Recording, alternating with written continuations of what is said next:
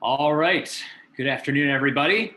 Welcome back if you've been here before, and welcome if this is your first time to our Rent versus Buy webinar here at Center Coast Realty.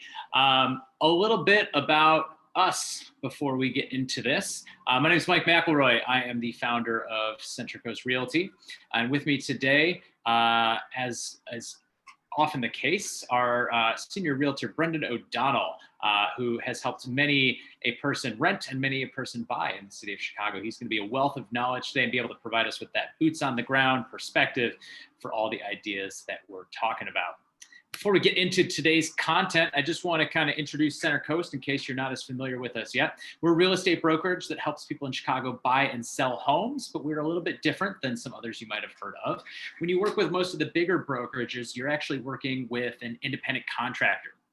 And the most important thing to know about that is typically they make all of their money off of commissions. So they're 100% commission, which means they have to make sure that you buy or sell your home. At Center Coast, we're a little different. Our entire agency works together as an integrated team. And here's the important thing: all of our agents and staff are on salary, and so they're not under pressure to push you into buying or renting something. And they do get a bonus, but it's based on client satisfaction. So we send out a survey at the end of every transaction, and their bonus is based on what you thought of the process. So a little bit different way of doing things. Let's talk a little bit about this webinar and why we do this. So over the past decade or so, we've helped more than 1,200 people make moves in and around the Chicago area. And what we've noticed is the same questions tend to come up again and again. And this is one of the biggest ones. It's that question of whether or not I should keep renting for another year and whether or not you should buy a place. And there's a lot of different ways to answer it. It's never just one answer across the board for a given market. It's very personal. So what we're going to do today is give you kind of a framework for thinking about this question so that you can start to answer it for yourself. We'll at least get you started on that. At the end of it, you're probably still going to have some questions about your specific situation. And for that, that's where Brendan really shines. What I'd recommend is if you're thinking about this over the next year or so, and you're trying to decide if you want to renew your lease or start the home buying search or maybe rent a different apartment, grab 15 minutes on Brendan's calendar for a real estate Q&A. That's just a quick conversation, no obligation.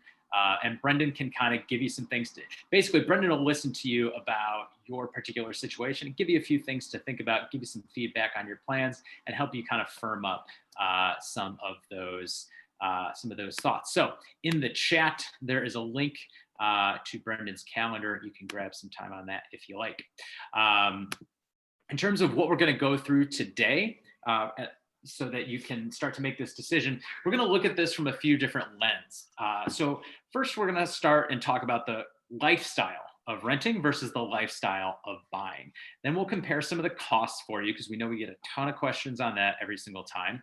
We'll talk about the market for buying especially, but also the market for rentals. Very interesting real estate market we find ourselves in these days. Whether you're renting or looking to buy your first place, the market is definitely something you want to consider. So we're going to break that down for you as well. We're going to compare some properties. If you bought that property versus if you were to rent it, so you can kind of see how some properties, maybe it makes more sense to rent, some properties it makes more sense to buy. We can show you how that plays out in a few different examples. And then we'll give you some next steps to get started, depending on what you choose. So that is the plan. That said, that's our plan. I'd like to know, let's get a little bit of a feel for the room. So it always helps me kind of tailor the presentation. I would like to know first, and we'll be popping up a poll here in just a second, if you have ever bought a home before. So if you could just take a quick second, tap yes or no, and let me know where we're at.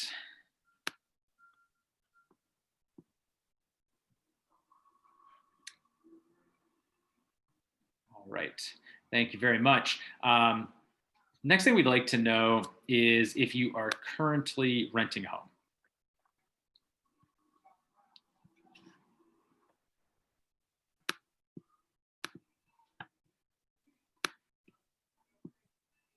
All All right, very good. Most people renting and have not bought before, but a little bit of both. And last but not least, where are you at in the process? If you are looking to purchase a place or rent a place, are you just kind of in the planning phases? That's where a lot of people are this time of year. Are you out there looking for one or the other, or have you, kind of already made a decision, but you're just looking to double check? Okay. Very good deal. And last but not least, what else are you hoping to get out of this today at a high level? Are there any specific questions or topics that you want to make sure we touch on? If so, go ahead and put them in the Q&A. Don't put them in the chat because that goes up to everybody, but put them in that Q&A up there, and I'll be monitoring that and make sure that we touch on each of your questions throughout the presentation or at the end. Keep an eye on that.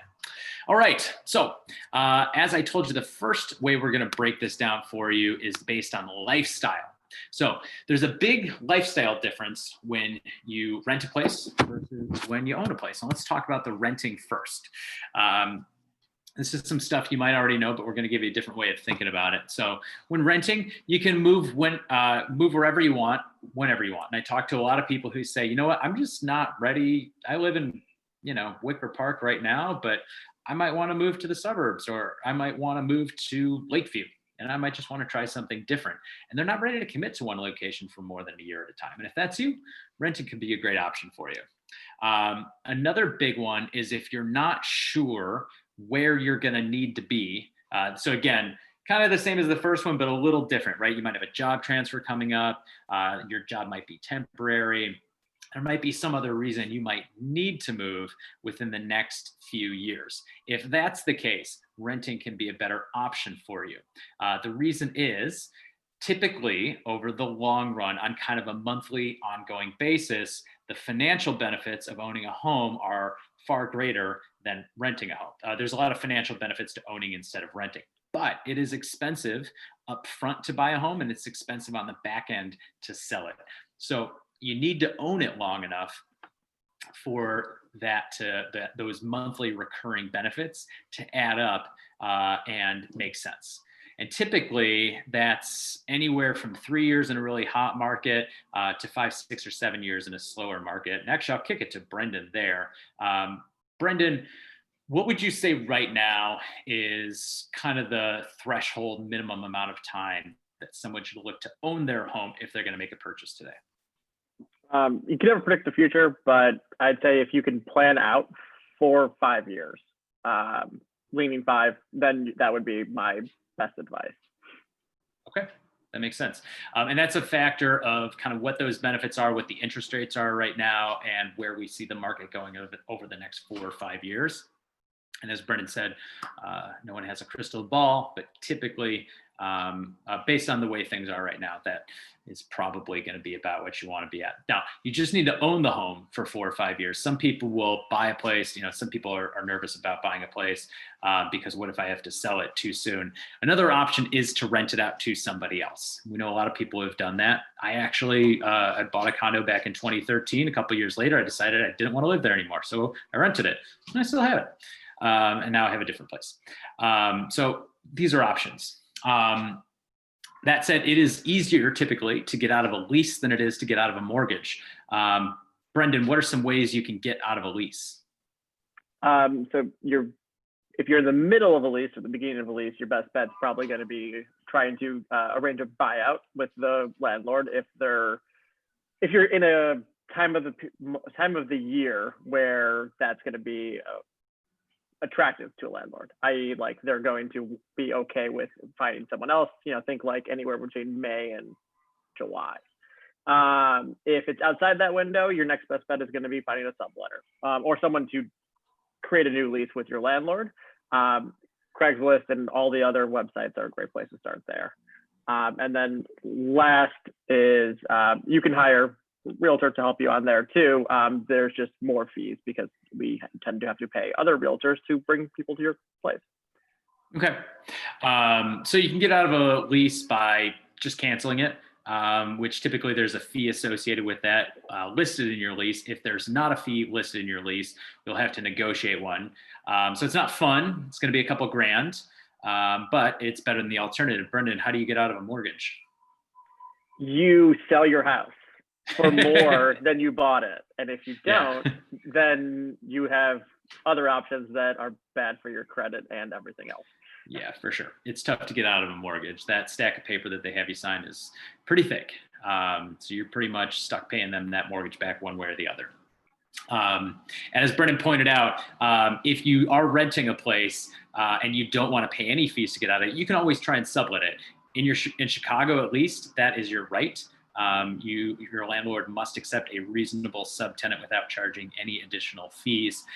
It can be some work to find a renter, and you are on the hook for the rent in the meantime. If you ever need to leave on short notice, that can still be an issue, but typically it's a little bit easier to get out of a lease. So let's talk about the lifestyle, or let's talk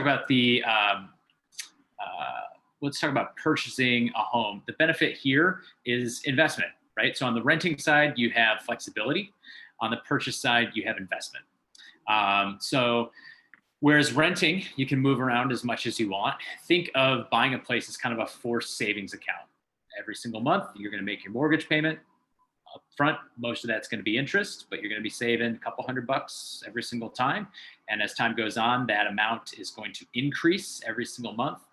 So it might only be $150 to $300 the first couple of months, but a few years later, you're saving $500 or $600 a month.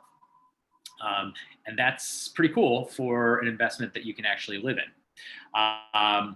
Additionally, your home can appreciate in value. Your rent, that money is not going to, if you pay rent to your landlord, that money just goes to them. You don't get it anymore. It's not an investment. If you're owning a home, obviously that can appreciate. That said, we should always caution, homes can depreciate too. This is bad. You do not want your home to depreciate over the time that you live there. It's not always the end of the world, but it's not going to make it a great investment for you. So that's where it's really helpful to have an experienced realtor who can make sure that you're buying a home that is going to appreciate well. Brendan, we've kind of noticed, especially lately, there have been some features of homes that have kind of impacted their ability to sell quickly, to sell for more than the owners bought them for. What are some of those things that buyers should be looking for in terms of features of a home if they do choose to buy a place to make sure it appreciates?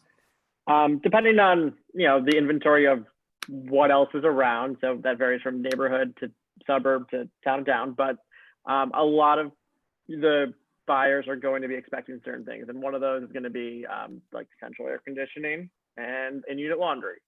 Another might be the what do you call it? It's gone. Finishes? It's gone. What's that? The finishes? Finishes. We've noticed some places that have kind of those 05, 06 finishes are taking a little bit longer to sell these days. Right. If you follow really close to Chicago real estate, you'll notice that in 2010, a lot of the finishes became a lot more modern appearing, and things that have not been updated since then tend to look their age a lot more than anything else. So if you are making a purchase and you see orange wood and green marble, things like that, that's maybe something that you might be, if you do purchase that, needing to change or to sell down the line. Also, open concept kitchens, for what they're worth, are not going away anytime soon. Good to know. Yeah, so we've noticed that those early aughts places are, they were passable for the first 5 years of the last decade, 2010 through maybe even 2016, 2017. Somewhere in the last 3 or 4 years, they became officially dated, and it's now kind of impacting people's ability to resell those. That said, if you do find something that has older finishes, that could be an opportunity for you to upgrade. All right, so the other lifestyle consideration is maintenance versus control. So if you're renting a place and you don't feel like fixing stuff, just call your landlord. They'll fix it. You don't have to worry about the costs, and you don't have to worry about calling plumbers to try to come out and fix something. So I was just telling the story of how I rented out my past condo. The garbage disposal broke about a week and a half ago. And so I was calling plumbers. I typically have a go-to, and they let me down. I'll tell you one thing about tradespeople. You find a good one and they'll be good for a while, but eventually they all either flake out or raise their prices or become unreliable. So unfortunately, that's just the nature of the beast there, and you are going to have to potentially do some maintenance on your property if you own one when things break. That said, you can get your HGTV on. You can make the place exactly the way you want it. And this is a real selling point for a lot of people who really love the idea of being able to customize their home exactly the way they want it. If you have a lot of Pinterest boards for interior design, if you are always thinking that you'd love to take on some wallpaper and you just can't do that in your rental right now, this is a big selling point for you. Additionally, on the flip side, your landlord experience when it comes to repairs may vary. So again, it's control versus having to deal with the stuff yourself. We hear a lot of stories from renters who don't have to be, they're not the people who have to call the HVAC repair person when their heat goes out in the winter, but they are the person who has to shiver there until the landlord finally gets around to sending out the HVAC repair person. So some landlords, unfortunately, are a little bit less responsive in getting people out there. Some are great. You know, if you're renting from one of those luxury buildings downtown, you're going to have incredible service most, if not all of the time. And you're not going to have to worry about stuff like that. But if you're renting from a private landlord who maybe this isn't their full-time thing, it can be a little bit more hassle, unfortunately. That, and you don't have to have, if you own the place, you don't need to get permission for things like pets. You know, you can do whatever you want. So I know that was one of the big selling points for me. All right, so that's kind of the maintenance versus control angle. Another thing that's a big variant between the places you can buy and the places you can rent are the amenities of the building.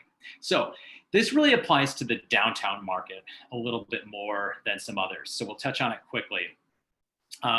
When you're renting in some of these downtown apartment buildings, there's been an amenities, building amenities arms race going on for the last really 20 years that has accelerated, I would say, in the last 10 years.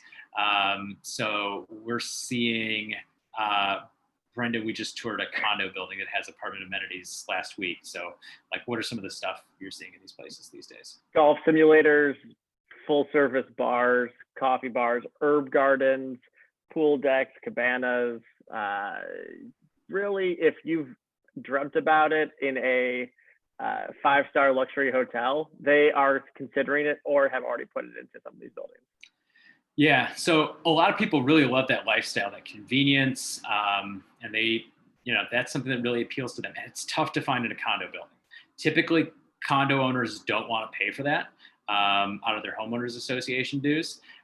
It's really hard to find that. There's a few exceptions. Again, we toured a building just last week that's going to be going up in 2023, where you can buy a condo in a building that has all of those things that Brennan was just talking about. It's just that typically you don't see those in condo buildings. Additionally, if you're new in town and you're looking to make some friends, these buildings can be a great way to do it. It's a very social experience. They're always doing events for their residents, and it's a good way to meet other people who are looking to meet people as well. So if you're looking for that experience, it's really tough to find if you're planning on buying a place. That said, if you do buy a place, typically in these apartment buildings, the units themselves, while the amenities are fantastic in the building, the units themselves are a little bit smaller. This is the land of the 590 square foot one bedroom. It's not to say they don't have bigger one bedrooms, but typically on the small side. So you're going to get more square footage for your dollar if you are living in a condo, which is probably the most natural comparison to a luxury apartment. Obviously, if you purchase a home, a single family home, you're going to have even more square footage most of the time. Additionally, typically in condos, we do see a higher quality of finish in terms of, you know, your granite slab's going to be that full inch, although the narrow is trendy these days. You're going to have higher end appliances, not just basic builder grade stainless steel appliances. You're going to have the nicer stuff. So you're going to notice, if you're a person who notices some of those little details, it's not to say that these luxury buildings aren't very nice and very on trend, but it's a little bit more of the IKEA on trend. in terms of quality. All right, so that's the difference in terms of building amenities versus unit amenities. So those are, all in all, some of the lifestyle differences that you're going to want to consider when you're making this decision of whether to renew your lease for another year or whether this is the year that you buy a place. Another big one, and this was where we get a lot of questions, is how much is this going to cost you? So I want to break these down. First, we're going to look at it all at once. All right. So upfront costs. Whether you're renting a place or purchasing a place, you're going to have some upfront costs. In short, your costs are going to be a lot less upfront when you're renting than when you're buying. So upfront, when you rent, you typically have an application fee. Brendan, what are these running these days? I feel like they keep going up, but the ones we use are $40, but 40 to 75. Okay. Sometimes your landlord will require a security deposit, although that has slowly been going out of style over the last 15, 20 years or so. And that is, of course, refundable. So it's not really a cost. You should get it back in Chicago. There's the move-in fee. If you're renting from one of those luxury apartment buildings that we were just talking about, you won't pay a security deposit, but you're going to pay a move-in fee of $500. $500. Yep. $500. That's non-refundable. If you're renting a condo from a condo owner, you're probably going to have a move-in fee for the building, $150 to $250. You pay that on the way in and the way out to reserve the elevator. And they're probably still going to ask for a security deposit or their own move-in fee. Of course, movers and pet fees. How are they handling pets these days? Is that still monthly rent or? Yeah, anywhere from a 25, I've seen up to almost $50 monthly rent for pets. And then a one-time fee of anywhere from 100 to 350. Okay, per pet, right? Per pet.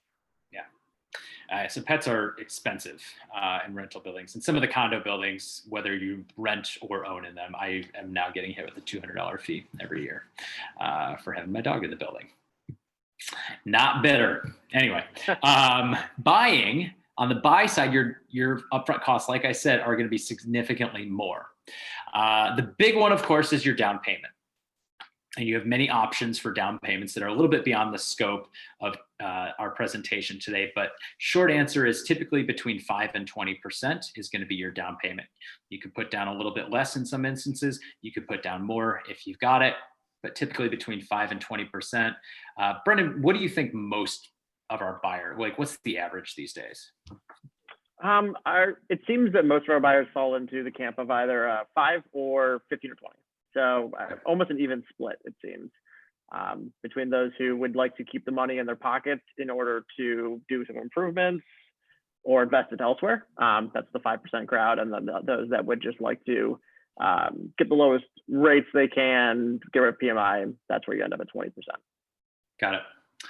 Yeah. Back in the day, back when my parents were buying their first home in the 80s, there was no such thing as anything less than 20% down. If there was, you were a fool for doing it because interest rates were 8, 9, 10, 11% back then.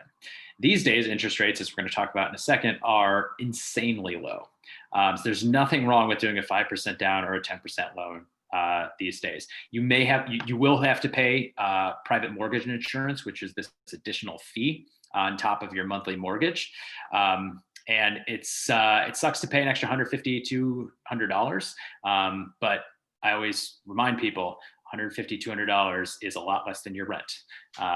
So yeah, you might be wasting $150 a month on PMI, but you'd be wasting thousands of dollars a month by renting until you could save up the down payment to buy. So there are plenty of reasons to rent instead of buy, but avoiding PMI is rarely a good one. In addition to 5, 10, 15, 20% of the purchase price of your home. So if you're looking at a $450,000 2-bed, 2-bath, 10% down payment is going to be $45K, 20% down 90, 5% down, what is that? 22,500. So it's a big range, and it's up to you based on your savings, how much you want to put down, and the conversation you have with your mortgage lender, who, by the way, if you don't have one, let us know, we can put you in touch. It's a decision that you can make about how much you want to put down there. So in addition to your down payment, the one that a lot of people forget about is closing costs. Short answer, in Chicago, For most people's starter condo, this is going to range probably $7,000 to $10,000. So it's a decent chunk of change out of your pocket. Here's how it breaks down. You're going to need to hire an attorney to represent you in the transaction. Your lender is going to charge you some fees. You're going to have to hire an inspector to look over the property and make sure that there aren't any unforeseen issues that are going to end up costing you money 6 months into your ownership of it.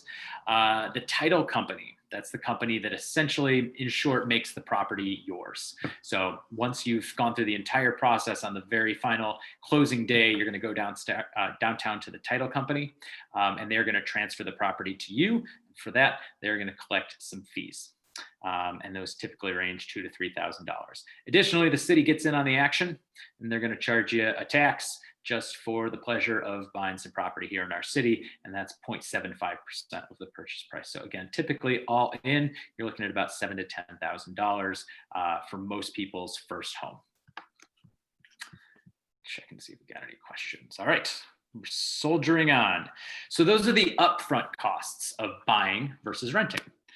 Next, I want to talk about the ongoing costs of renting versus buying. So on the renting side, this is pretty simple. Your ongoing costs are your rent. You write one check every month, it goes to your landlord, and that's about it. We recommend you get renter's insurance. It's a good idea in case there's a fire or somebody breaks in and runs off with some of your stuff. But or if more likely, the neighbors upstairs, just their dishwasher overflows into your closet and destroys all of your clothes. It's a good idea to have renter's insurance, but that's pretty cheap, 15, 20, 25 bucks a month. So on the renting side, your ongoing costs are very simple. On the owning side, there's a little bit more to it. You're going to make two main payments typically every single month, 1 to 2. Your first payment is going to be to your mortgage servicer. So that's going to end up being Chase or US Bank or somebody like that, or Wells Fargo. And that's going to be composed of your loan payment, your mortgage loan. So that's principal and interest. Additionally, for many people, they're going to escrow your property taxes. So when you own property anywhere, but in Cook County, or any of the surrounding collar counties around Chicago, you're going to pay property taxes that are going to be a decent chunk of your monthly payment. In some cases, they can be almost as much as the mortgage. It's a lot.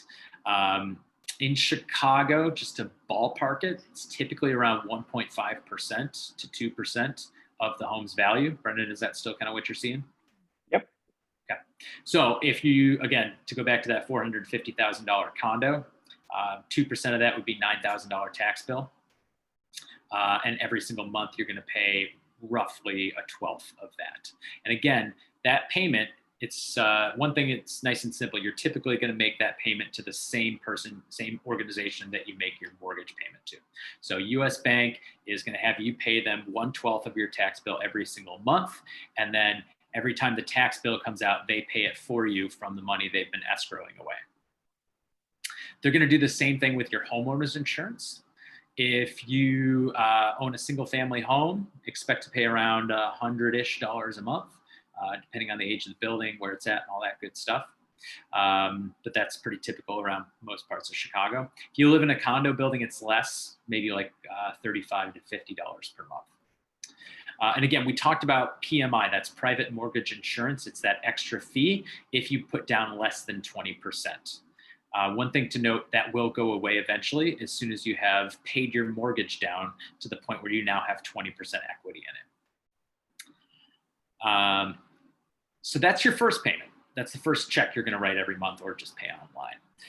The second one is, if you have one, to your homeowners association. So if you purchase a condo or a single family home in a homeowners association, there's going to be a fee that goes to a common fund, and that money is used to take care of the building. Or take care of your subdivision.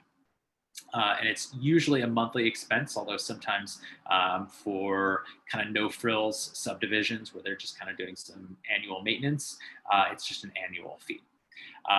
Those HOAs can range dramatically based on what you get for them. So Brendan, can you take us through a little bit on the low end? What's like a low HOA fee on a monthly basis? What do you get for it? And what do you get on the high end? Sure. The low end is what you referenced, suburban subdivision. annual fee of $300 to $600. That's the lowest. In the city, in 3 flat, 6 flat, small building, where you have just a couple neighbors that you're sharing with, the low end is going to be around $100 per month. The upper end for those types of buildings is anywhere up to $350, even $400 sometimes. And though that a lot of that depends on the cost of maintaining the building, saving for capital expenditures like replacing the roof and things like that. And then in an amenity-filled building, so in something that has a pool, a doorman, 5 elevators, you're going to be looking for something in the range of $400 to $800, depending on, again, 1 bedroom, studio to 3 bedroom, in that style. And then in a older condo building that you might find along the lake, think of those very pretty ones along Lakeshore Drive. Those start generally around $600 or $700 and work their way up to, I've seen as high as $2,000 a month. Some of those are co-ops too, which is a little different, includes your taxes. But that's it's an enormous range, and a lot of it depends on age of the building, size of the building, and what you're getting out of it. For sure. So what do you do with this information, right? We've got our upfront costs and we've got our ongoing costs.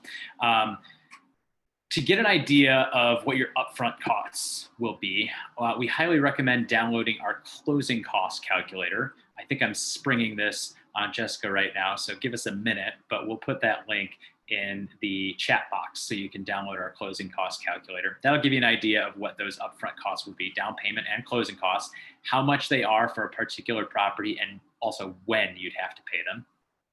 And when it comes to your ongoing costs, most property search websites will have like a mortgage calculator on it. So if you're on realtor.com or Zillow or something like that, it's going to have a mortgage calculator on there for you. A couple things I want to point out. Make sure that they're including the homeowners association dues. It should be on the listing, what the monthly cost is, if there is one. So if you're looking at a condo, there always is.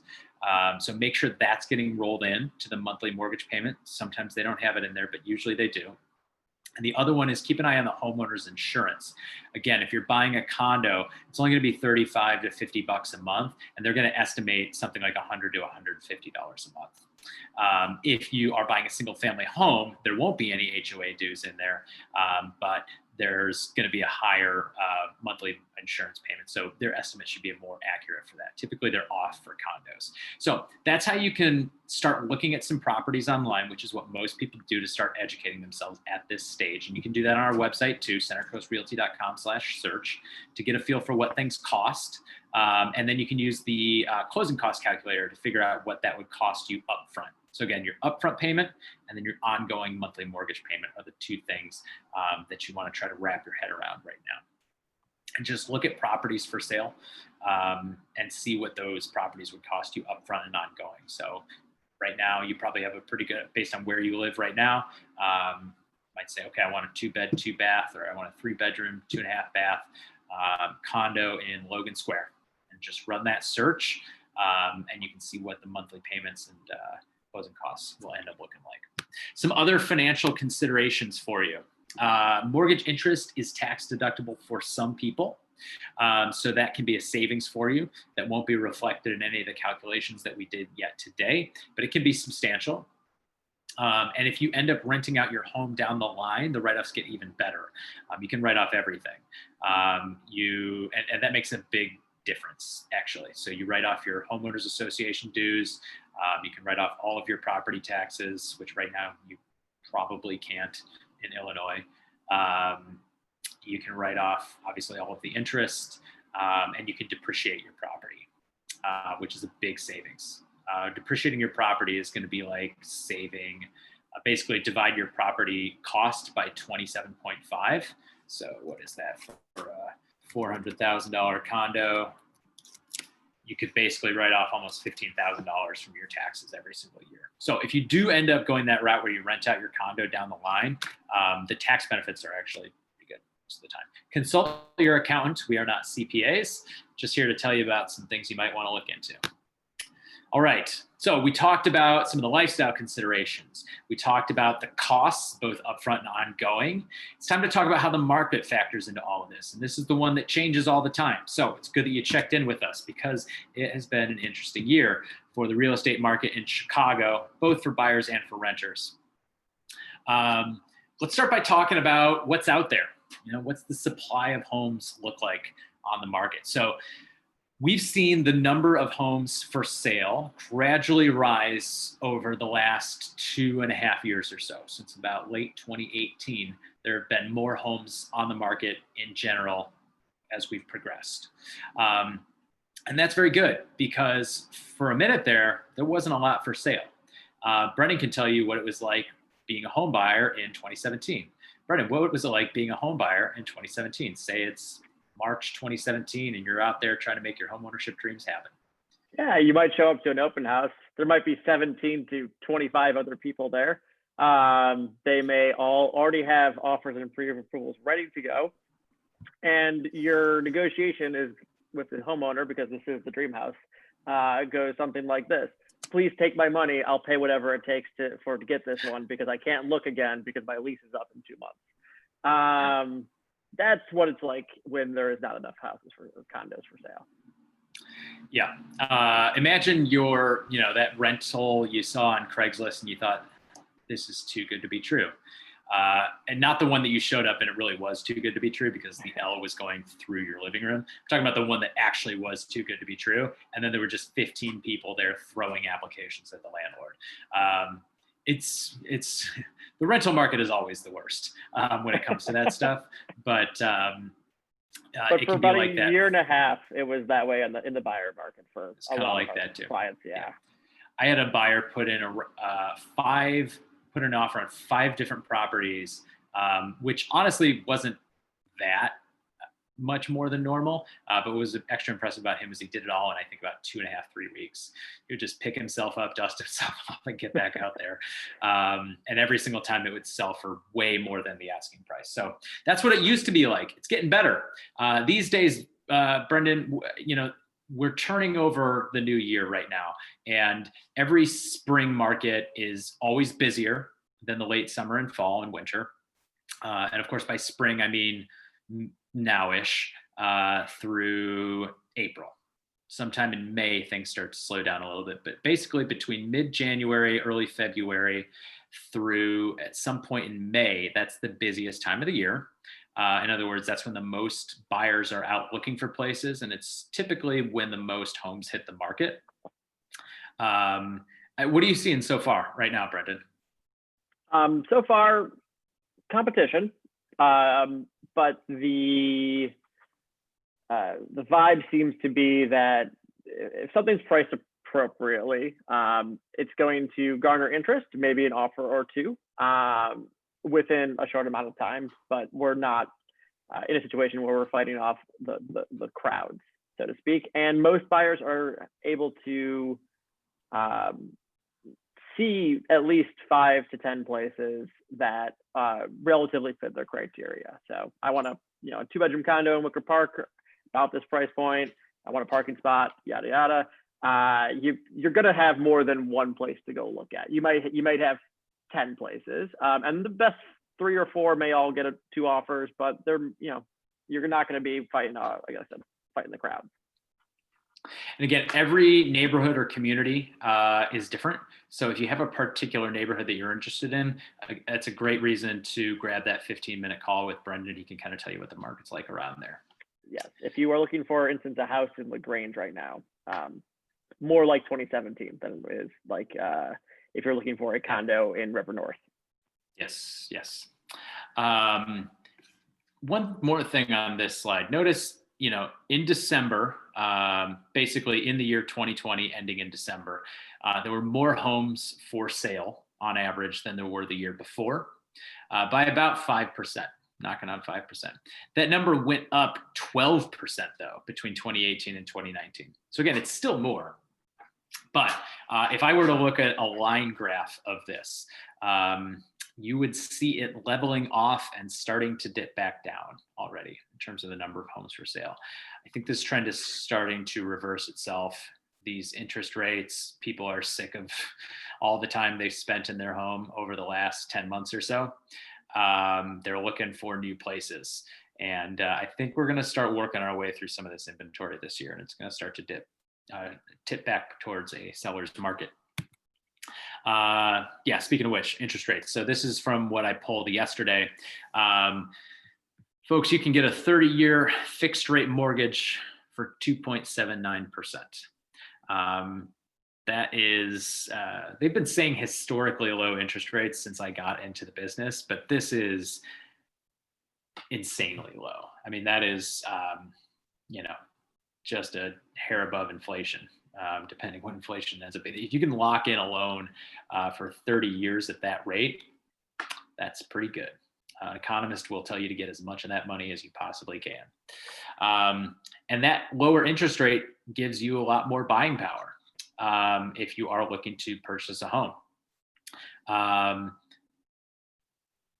Between a 5% and a 3% rate, say you're going to get a $400,000 mortgage, you'd end up saving about $500 per month in just interest by having your rate move from 5% down to 3%. So that 2 percentage points saves you $500 a month in interest on a $400,000 mortgage. So it makes a big difference. It means you can afford more, and that's what's pushing those prices up.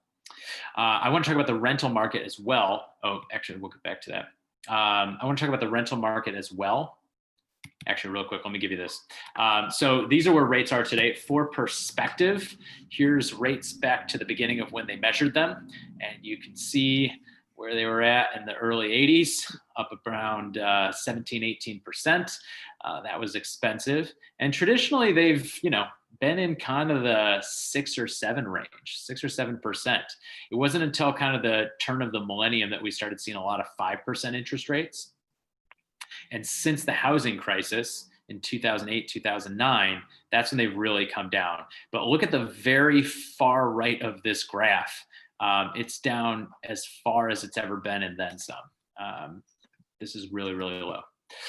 So I want to talk about the rental market as well, too. And unfortunately, the data on this is a little bit harder to get your hands on. But Brendan, what have you been seeing in the rental market over basically since July or so? Yeah, a lot of the folks who were renting in the downtown area decided that instead of living in their apartment with some roommates or in their very small apartment by themselves, that they were going to go live somewhere else. A lot of times back home, parents' lake house, that kind of stuff. And so we ended up with a whole lot of supply in the rental market. A lot of people who were looking to get their leases signed or places signed. And it's been really tough for a lot of landlords over the last 6 months, trying to find a qualified renter. Yeah. The deals that landlords are cutting right now are pretty nuts. I don't know how long it'll last, but if you happen to be looking for an apartment right now, you're looking at 2-3 months free rent. There's some pretty substantial price cuts. Yeah.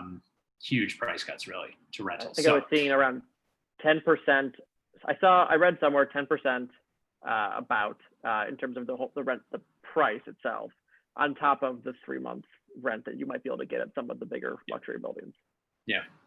Yeah. So rent prices are down. You've got negotiating leverage. It is a good time to lock in a super low rate if you're looking to rent. So if you're looking at all these lifestyle options and you're saying, I want that flexibility, I don't want to have to put down roots, I'm not sure I'm going to be here for a long time, you can save a lot of money by renting right now. You don't get any of the investment benefits, but you get all that flexibility. So it's not bad. Let's talk about timing a little bit when it comes to the market. So the rental busy season is April through August. If you're on this meeting, it looks like you've probably rented before, so you're familiar with this. You know what it's like to try to find an apartment in July. It's not a lot of fun. Typically, the market is very busy with a lot of renters. The best places are gone before you can even get a hold of anybody over there. In the back half of the year, September, October, November, December, the rental market's very slow. Right now, we're kind of in an in-between time. It's starting to pick up in about 6 weeks, we'll see. Normally in about 6 weeks, it would be busy again. What Brendan was talking about definitely happened. These people said, pay $2,300 to be a month to be down the street from a bar that I can't go to and all these fun neighborhood amenities. No thanks. And they just canceled their leases or moved out when their lease was up in July. Those folks will be back. I don't know when. It's going to depend a lot on this vaccine and when people start feeling comfortable, when things start opening up. So in terms of when the rental season starts picking up, normally it would be April through August. This year, I'm going to say, watch the news, keep an eye on what tier Illinois is in for each different region. And at least in the city of Chicago, that's going to tell you when the busy season for rentals is going to start. I think people will be back. I think as soon as the world turns back on, people are going to come rushing back into the market, and it's going to become very competitive for renters again. Although perhaps some people have saved up a little bit of a down payment by not making those rental payments for the last 6 or 7 months or so. Busy season for buying. As you heard Brendan say, it's starting already. By early February, it's going to be very busy out there. And that is going to look like more competition for the best listings. It typically starts to slow down somewhere in May. Usually after Memorial Day, things slow down a little bit. And then after 4th of July, they slow down a little bit more. And by August, it starts to get pretty sleepy out there. There's definitely still activity through Thanksgiving. But a lot of times that kind of Thanksgiving through New Year's time, everyone's worried about holidays. They don't want to think about buying or selling a place. That's when the market's pretty slow. Now, the reason those times are busy is because that's when everyone wants to buy or rent. I will give you one thought. Maybe consider doing what other people are not. You will save money on both your home purchase or your rental if you can manage to swing a purchase or rental later in the year. So think November, December. There's some people who got some good deals on condos over the last 8 weeks or so because, it was just a slow time of year and sellers were looking to make a deal. Again, that's gradually going to be tipping back. So listen, if this is the time for you to buy, don't wait a whole nother year just because, you don't want to be in the busy season. That doesn't make sense. But if you have some flexibility, consider that. Whether you're renting or whether you're buying a place. And if you're renting, I would go right now. Now is the time to strike a deal and save a whole bunch of money. So that's some thoughts on timing. Let's look at a couple of examples, folks, before we wrap up here. So we're going to compare a rental versus sale of this listing here. This is a 2-bed, 2-bath condo in Wicker Park. Nice exposed brick, this cool turret on the front, new hardwood floors. This place previously rented for $2,800 a month. And I believe that rental price was set. Brendan, when did this sell? 2020? Oh, end of 2019, fall? End of fall of 2019. Yeah, that's right. That rental price was actually set, I think, in 2017. It was rented out for $2,800 a month. It later sold for $385,000. The principal and interest on that would have been $1,437 a month. Property taxes of $550 or so. HOAs around $200 plus your insurance, all in. The total monthly mortgage payment on owning this condo was $2,400 a month. The same condo that had been rented out for $2,800. So in this case, they're actually saving money just out of pocket before we even get into the fact that they're reducing the principal and there's potential appreciation, which there has been in Wicker Park since they bought it. So for this particular buyer, this was a big win compared to having to rent the same place and what they would have had to pay for it. I kind of think that rent price is a little nuts for this place. It doesn't even have a parking spot. But I think you could easily get $2,500, $2,600 for it. And if it was staged like this, yeah, you probably could get $2,800 for it. Yeah. It looks really nice in these pictures. Yeah. Yeah. Whoever listed and sold that did a great job. So that's an example of where owning a place was a lot better for this particular person than renting a place. Let's look actually, let's look at how that would break down over 5 years or so. So again, $2,400 a month or so over 5 years is about $142,000. But over that time, you've also paid down your principal by about $33,000. So you can kind of reduce that cost a little bit there. Additionally, if it appreciates, all that money is gravy for you. Tax benefits potentially. So again, this one looks really good because if you would have rented it for 5 years, it would have cost you $168,000. So let's look at a converse example here of one where it was maybe not better to have purchased it. So here's a condo that sold at a nice luxury condo building in the West Loop. This is the one, if you've ever been to the Whole Foods in the West Loop, this is the building right above it, 737 West Washington. A couple of pictures of the inside, not too shabby of a view over there. We don't have an exact unit in there, but we have 203 tier units. One sold for $540,000. If you put down 10% on that property, your monthly payment would be about $1,800 a month. Your property taxes are $721. And here's what's getting you on this one. Those HOA dues are $818 per month on this property. Throw in your homeowner's insurance and all in, you'd be looking at a monthly payment of about $3,800 per month. Meanwhile, in the same building, 20 floors up, a nearly identical unit rented for $3,600. So in that case, it might not have been better to purchase, but let's look at the 5 year. Over 5 years, out of pocket would have been about $228,000, but that would have come with a $56,000 principal reduction. So that starts to make it a little bit better if it appreciates. If it holds steady or depreciates, when you throw in maintenance and a few other things, it's probably still better, but you had to put down some money up front. Look at the opportunity cost of that money. It's starting to get a little fuzzier whether this was a good buy versus rent. Meanwhile, you would have spent about $216,000 renting it for that same 5 year period. All right, so we've covered a lot. We talked about some of the lifestyle differences of renting versus buying. We talked about the costs. We talked about the market. And we looked at some examples. Chances are your head is spinning a little bit right now, and that's okay. Try to focus on just a few things that you took away from this, and book some time with Brendan. So grab 15 minutes on his calendar. And again, even if you're not planning to buy, you're not sure you want to buy this year, even if your plans are a little bit further down the line, we're happy to connect with you now. Even if you're, like I said, even if your plans are a year from now, be happy to connect with you and give you some advice. And then when the time comes, give us a buzz and we can help you get started and take you through the process. Again, we're kind of a modern, low pressure agency around here, so there's never any hard sell.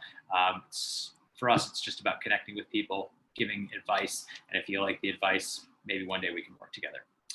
So with that being said, we have a few minutes left. If you want to type any questions in the Q&A, I can make sure that we get to those. And I'll hang out here for a minute or so. If not, thank you so much for stopping by. I'm going to go ahead and I'm going to hang out here in case anyone wants to click that link and book some time. Again, if you have any questions, type them in. Otherwise, we'll close this window in about 2 minutes or so.